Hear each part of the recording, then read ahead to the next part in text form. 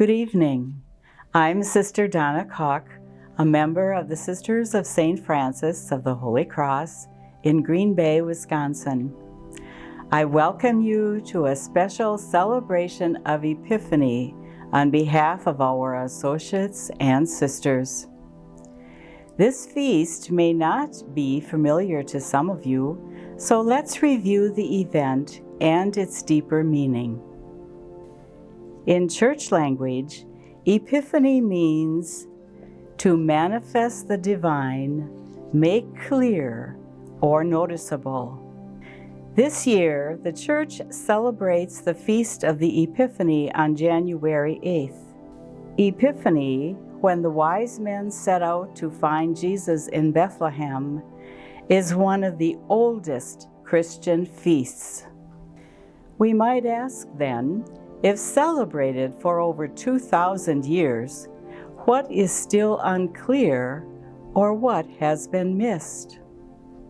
The Epiphany story of the wise men seeking Jesus is our own story too. We often have experiences of seeking and recognizing or missing the presence of Jesus. Belief in Jesus acting in and through our lives is seldom a one-time happening. We have epiphany moments throughout our lives that touch us deeply, such as reconciliation with a friend, a child's hug, hearing a grandchild's striking voice sing Silent Night. Such moments are like stars, drawing us into clearer recognition of Jesus in our midst. Tonight's presentation is in 4 segments, each focusing on an Epiphany symbol, namely the star, the wise men, Mary, the mother of Jesus, and the heart. Each symbol will remind us of the first Epiphany and then take us deeper into an epiphany in our lives.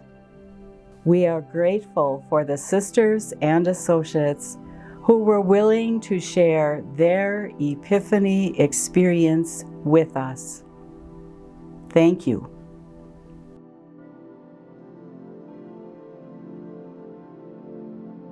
I am the star that appeared the night Jesus was born.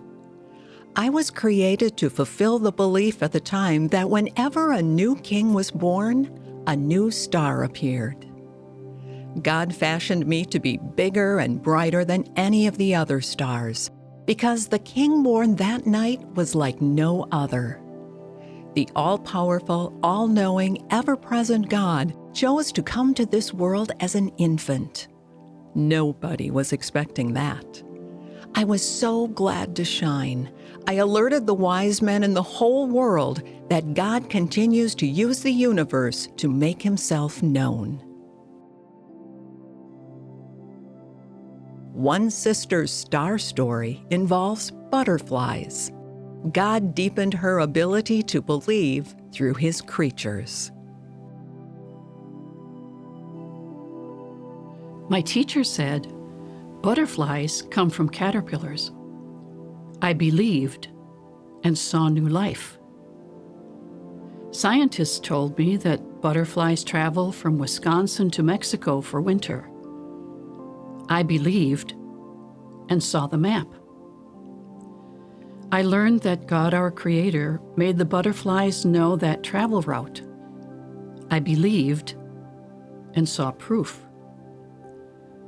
I hear the words, "Take and eat, this is my body." I believe, saying Amen, and receive Jesus my God in Holy Communion.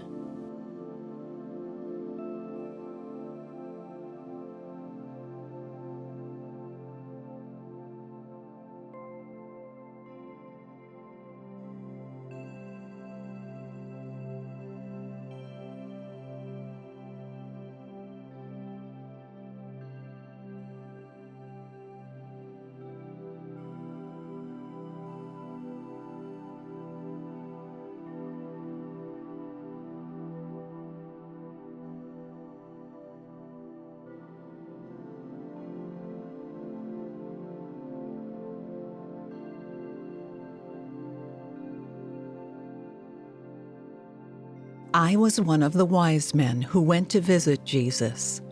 My friends and I saw a dazzling star appear in the sky and knew it must herald the birth of an exceptional king. We traveled for 2 years to find him. By that time, he was in an ordinary house in the small town of Bethlehem. His parents weren't powerful royalty, but their home was filled with love, peace, and joy. We did him homage and gave our precious gifts of gold, frankincense, and myrrh. It was a day we never forgot. Our journey was complete. Our search led us to the Promised One. We came to know Jesus as a lifetime companion who kept us on the path leading to God. Like the wise men, a particular sister set out on a journey to discover her place in this world. God kept her on a definite path. Now in her 90s, Sister looks back on her journey and knows where she is being led and by whom. As a small child, I remember sitting at the piano in my family home. I loved touching the keys that made songs I liked. Later, I found a magazine that showed the keyboard, and I matched notes with the keys on our piano. I never took lessons until I was an adult. What I played just came out of me.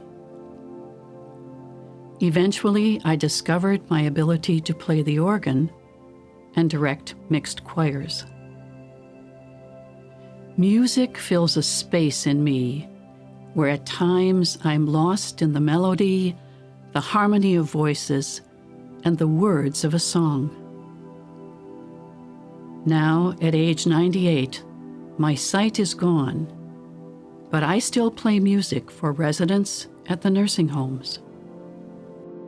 All through life, God has used music to lead me to His beauty and to a world of wonderful friends. Nothing bothers me when I'm playing music. I am wrapped in peace and beauty. I treasure this time of prayer.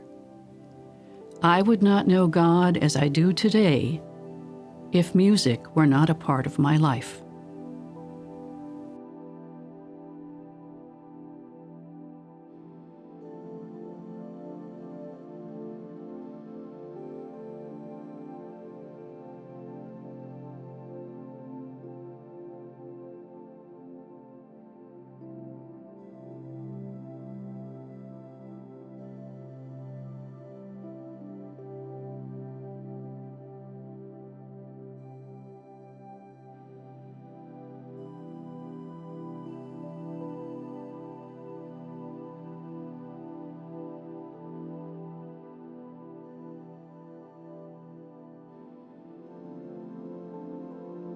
I am Mary, a young engaged woman who was living a quiet, simple life in Nazareth.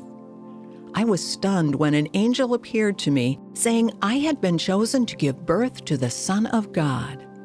The Son of God. I didn't understand what was being said or happening, yet with no hesitation, I said yes to the angel. An angel also appeared to Joseph, the man I was to marry. He was told I was carrying God's child and not to be afraid to marry me. The child's name was to be Jesus. Just before Jesus was born, Joseph and I made an unplanned trip to Bethlehem to be counted in a census. I ended up giving birth the night we arrived. What a beautiful baby. I felt so privileged to be his mother. Joseph was so helpful. He did everything to make the baby and me warm and comfortable. We wanted to be good parents. We were still living in Bethlehem when Gentile men came from the east. I was amazed that they had traveled 2 years to find Jesus. Those years did not discourage them because they felt a conviction to keep searching. When they saw the child, they found no words to name their feelings. They knew God in new ways, and their lives were changed forever. Our next Epiphany story comes from a married couple. Just as Mary's yes to God drew her into the sufferings and joys of Jesus, their yes to married and family life changed their intimacy with God and prayer life in ways they never anticipated. We began our married life together on a farm. We were active in our Catholic faith. We prayed, and we worked to be good parents to our 7 children. There were happy times and hard days. Our children made mistakes. Our parents died. There were family misunderstandings. And we faced our own health problems. We found the best time to share concerns, to make decisions, or talk through family issues was when we milked the cows. As our children grew older, we became more involved in our church. We made retreats, taught religion classes, helped at the chapel, and became associates of the sisters. With every yes, we grew in our faith and prayer life. Prayer is different for us in our later years. We still pray the formal Catholic prayers.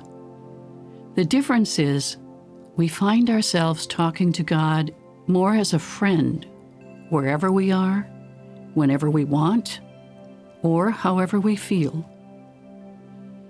This means we are also praying more often outside of church. Sometimes it's in words, sometimes silence or tears, feelings of joy, gazing at nature from a deer stand, or holding a picture of our family. Our 65 years of married life together began with a yes. We've done everything together. Best of all, throughout each day, we now recognize, talk with, and have come to know God better than we could have ever imagined.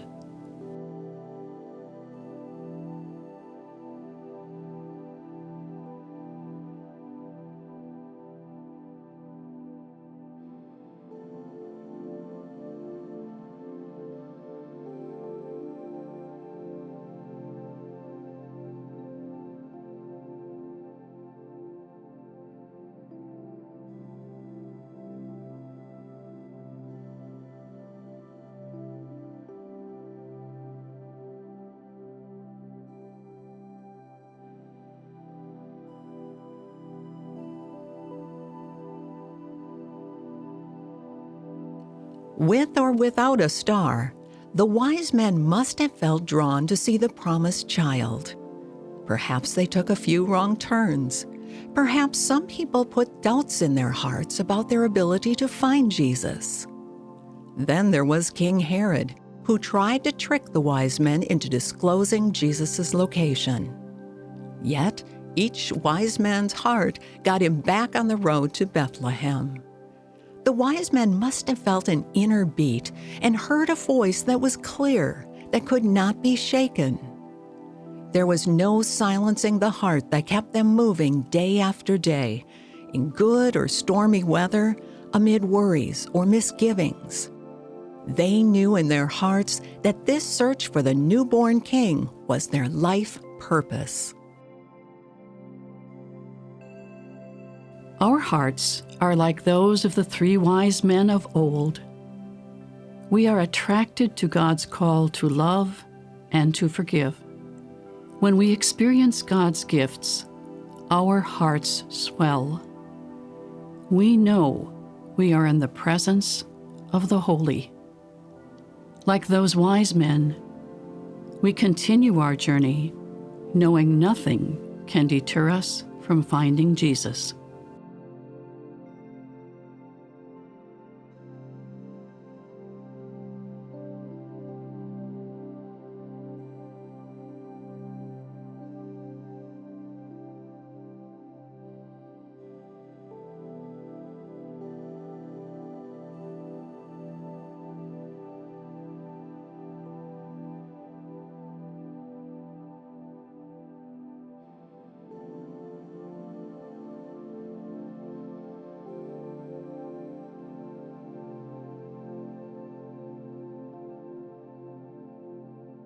Nothing has been missing from the Epiphany story these past 2,000 years or from our lives.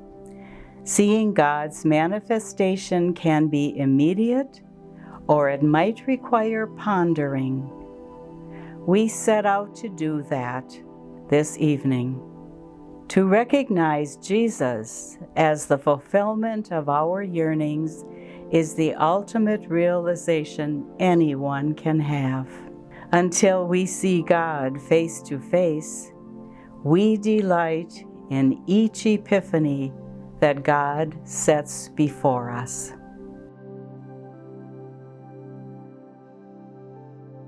Thank you for joining us this evening.